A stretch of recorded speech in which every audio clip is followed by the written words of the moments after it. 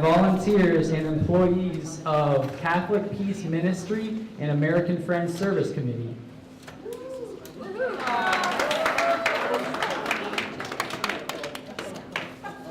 Hi, my name is Shad Todd, and you are here as a special edition of NBC's Meet the Press.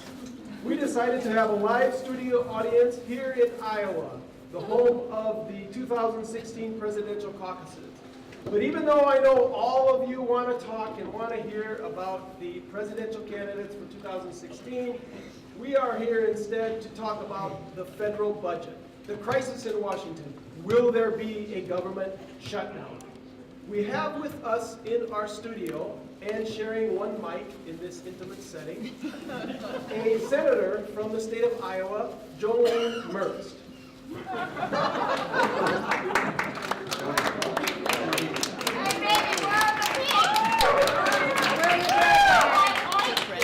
Hello, ladies and gentlemen. It's so nice to be with you here today. Thank you, Shad, for the warm welcome. We also have in our studio David Loveshack, House of Representatives, State of Iowa.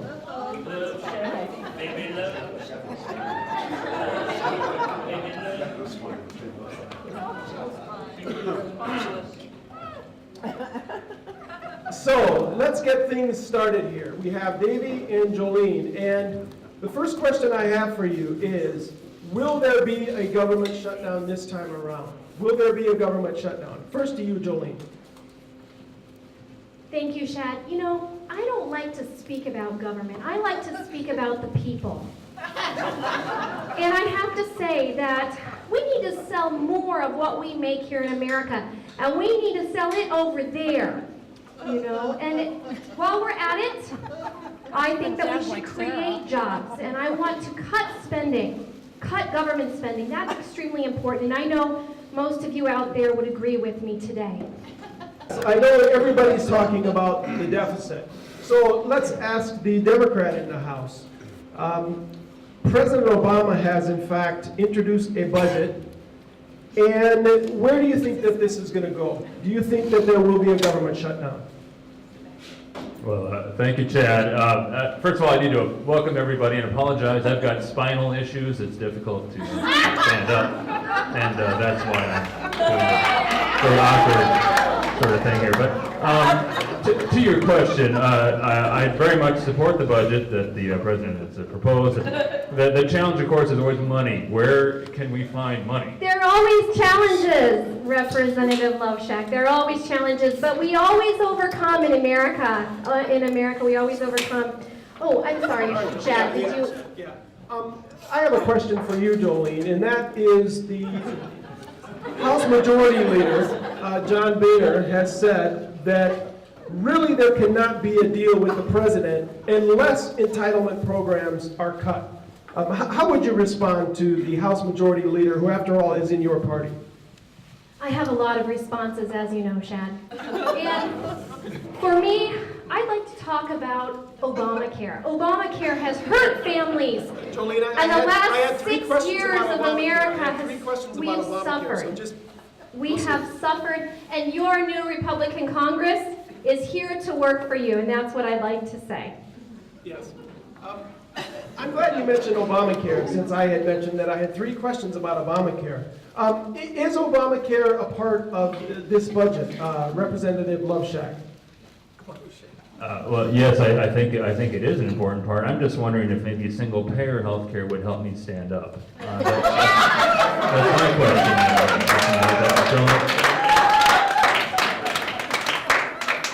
You know, we have lost a lot of jobs over the past few years. But your new Republican Congress will pass job creation ideas like the Keystone's Jobs Bill. And I just want to say that I'm very much for balance. I'm very opposed to global warming, but I did vote for the Keystone Bill. So that's a balance right there. All right, thank you, Representative Lux. Many of us remember the last budget go-round, where in fact there was a brief government shutdown, and then all of the 15 government agencies were funded one by one. Now, I will ask the same question one more time. Will there be a budget deal?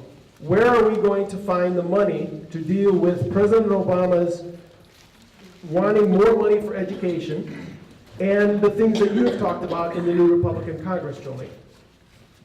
I am concerned about government spending, as I know all of you are. It's just so wasteful, and liberals, such as this man over here, Representative Love Shack, as it were, are just creating so many problems for our future generations and our grandchildren. And as a farmer, I am concerned about the average American. Let's cut wasteful spending and let's reform it without higher taxes. I think we can all agree on that. Okay, Representative Lovesack. Yes, and my focus has certainly been on the middle class. I can't say that enough. Middle class, middle class, middle class, middle class. Let's cut wasteful spending in Washington. I like to cut wasteful spending. Yeah, Jolie, please let him finish. I mean, we still need to know where we're going to find the money. Well, and that's the real question, Chad. Where is the money? You look at the federal budget. There's really not. It's been cut to the bone. Where is? I can't see any sort of potentially wasteful element. I look at the budget. I look at each sector, and I think each one supports the middle class. And again, middle class, and I just can't see where we would find wasteful spending at all. I think we really need all that we're doing, and we need more of it. And so that's my position. Thank you. All right, Representative Lovesack. We are going to now take a brief timeout for a word from our sponsors. It's Lockheed Martin, for those who you can't see back there. And Lockheed Martin is the #1 government contractor. And so, in 2014, they received $32 billion in government contracts, and $25.1 billion was for the defense. And they make the F-35 fighter jet, and we all know that's a boondoggle. And it's the most expensive weapon system in the U.S. history. So that's #1. That doesn't work. And #2 is Boeing. And in 2014, they got $19.14 billion in government contracts, and $18 billion was for defense. They make bomber planes, unmanned aircraft and drones, surveillance tanks, F-15 jets, etc.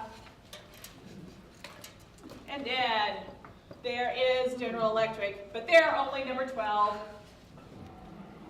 They received $2.5 billion, and $2.3 billion was for defense. They make electronic warfare. And then, how many of you drove today? Gasoline, oil, yes. ExxonMobil, they are with us today too. And back to Meet the Press. Okay, in our last segment, we need to get some better answers to some of these questions. Both of you have been rather vague about some of the questions that I've asked you, so we need to get to the bottom of some of these solutions, because the reality is there could be a government shutdown, as we've said many times. So, Jolene. Let's cut wasteful spending in Washington, you know. As a farmer, as a person who understands Midwestern values and Midwestern work ethic, all I can say is that this wasteful spending does not represent us. It does not represent the average American family, and I will continue to work for you, and so will your new Republican Congress. Thank you. Yeah, Representative Lovesack. And once again, what do you say? Because we also have to ask you, given what will take place with the budget. Will this be good for the Democrats in 2016? Well, I think that's always the most important question, along with middle class values. But again, Jeffrey, I just Chad. I'm sorry, Chad. Yes. Excuse me. I just wanted to say that, like, if I have ever cast any votes that have been offensive to anybody, I apologize, and I will certainly try to do better. I don't want to go out on a limb. I share all the values that you espouse, but again, the big question is, where's the money? I think that's No, Jolene. Questions, questions, and more questions. I have answers.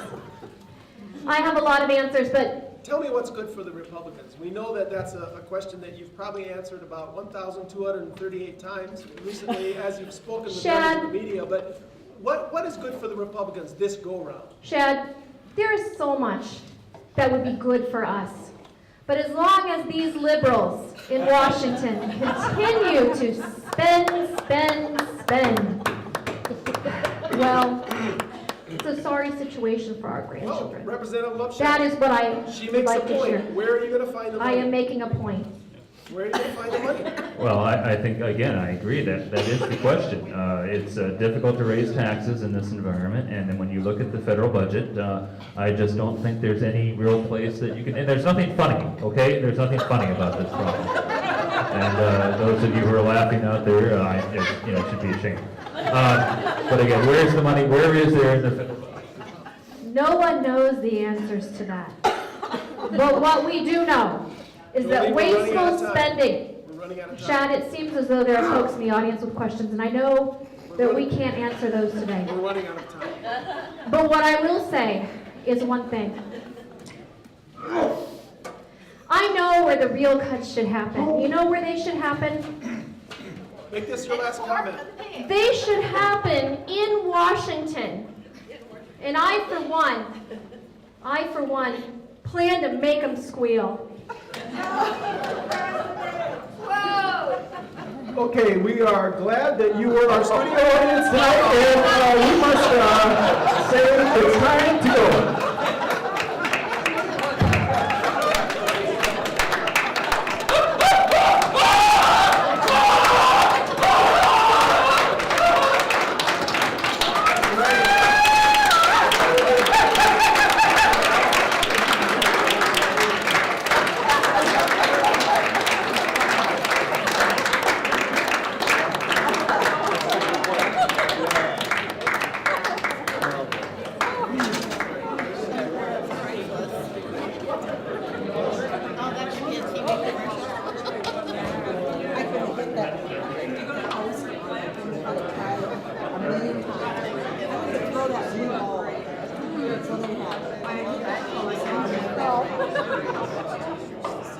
It's behind that door. I wanted them to have a look. It hit that tripod. It came from them. It landed right over here, but she was trying to throw it somewhere. And it landed right here, so I was going to throw it back to her. I hit that tripod. Now, how can I hit the tripod? I should buy a lottery ticket. Because you're just better than you think you are. I was listening to the news the other day, and one of the